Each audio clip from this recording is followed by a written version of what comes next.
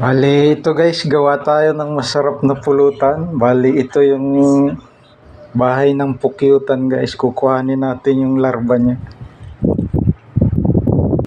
Bali, hinihiwaan lang pala natin dito guys para matanggal natin yung larva niya. Hihiwaan lang natin ng manipis.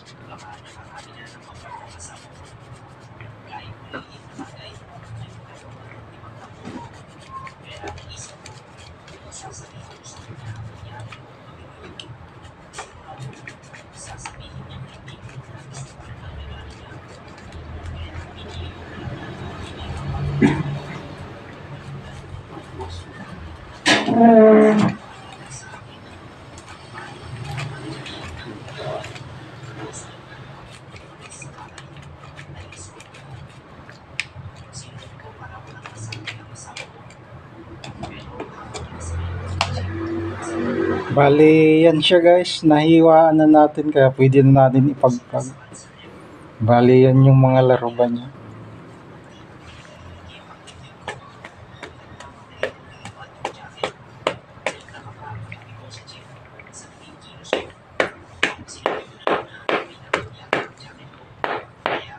Bali, ito guys, igigisa lang natin.